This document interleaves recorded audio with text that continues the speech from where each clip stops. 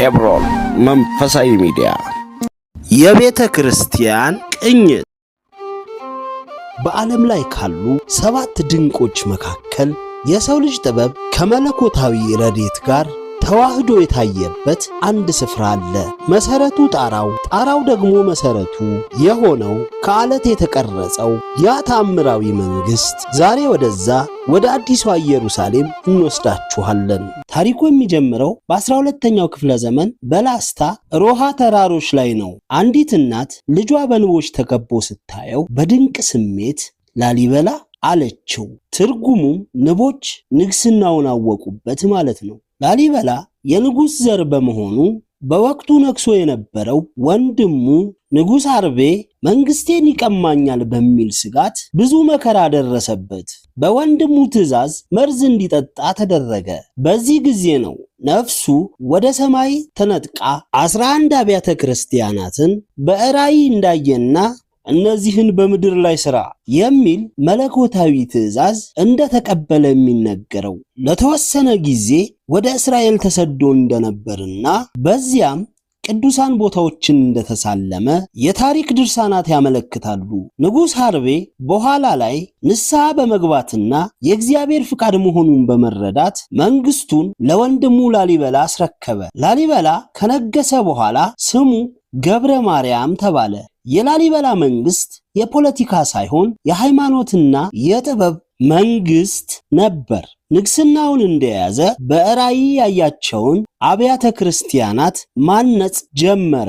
በዚህ ስራው ላይ ባለቤቱ ንግስት መስቀል ክብራ ትልቅ ድጋፍ ታደርግለት ነበር። ቤተ አባ ሊባኖስን ያሳነጸችው እሷ እንደሆነች ይነገራል። ከዚህ በመቀጠል 11ዱን አብያተ ክርስቲያናት እንመለከታለን።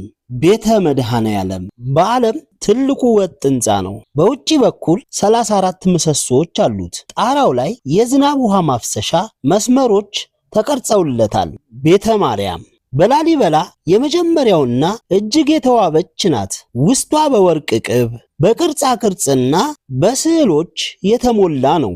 ቤተ መስቀል በቤተ ማርያም ሰሜናዊ ግድግዳ ውስጥ ተፈልፍላ የተሰራች ስትሆን በአለቱ ግድግዳ ላይ ልዩ ልዩ የመስቀል ቅርጾች ተቀርጸውባታል።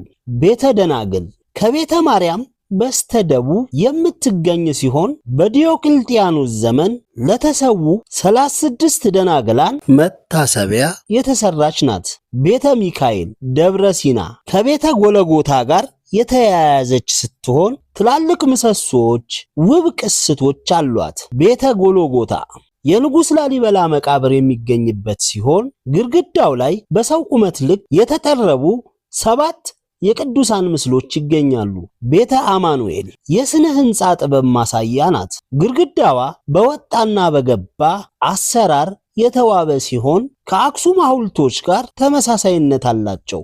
ቤተ መርቆሬዎስ በመጀመሪያ ላይ ለፍትህ አደባባይነት ሳያገለግል እንዳልቀረ የሚገመት ሰፊ ረጅም ዋሻ ያለው ህንፃ ነው። ቤተ ገብርኤል ወሩፋኤል በገደል ላይ በተዘረጋ ቀጭን መንገድ የምትገኝ ስትሆን አወቃቀሯ እንደ ምሽግ ሆኖ የተሰራ ነው። ቤተ አባ ሊባኖስ ይህ ህንፃ ፊት አውራሪ ይባላል። ልዩ አሰራሩ ጣራው ከአለት ጋር እንደተጣበቀ ሲሆን 4ቱ ግድግዳዎች ግን ተፈልፍለዋል፣ ከመሬት ጋር ይገናኛሉ። ንግስት መስቀል ክብራ በአንድ ሌሊት እንዳሰራችው ይነገራል። ቤተ ጊዮርጊስ ከላይ ሲታይ ፍጹም የሆነ የመስቀል ቅርጽ አለው። ቁልቁል 12 ሜትር ተቆፍሮ የተሰራ ሲሆን ላሊበላ የጥበብ ማሳረጊያ ተደርጎ ይወሰዳል። ላሊበላ ከ24 ዓመት ታምራዊ ድካም በኋላ ዓለማዊ ክብሩን ንቆ ዙፋኑን ለወንድሙ ልጅ ለናኩቶ ለአብ አስረክቦ በጸሎት ተወሰነ። ሰኔ 12 ቀን ሲያርፍም ታላቅ መንፈሳዊ ቅርስን ለዓለም አስረክቦ አረፈ። ዛሬ እነዚህ 11 ሕንፃዎች የኢትዮጵያ የጥበብ ምስጢርና የሃይማኖትን ጥልቀት ጮክ ብለው ይናገራሉ። ላሊበላ ከዓለት የተቀረጸ ለዘላለም የሚኖር ታሪክ። ወስብሐት ለእግዚአብሔር ወወላዲቱ ድንግል ወለመስቀሉ ክቡር። ይቆየ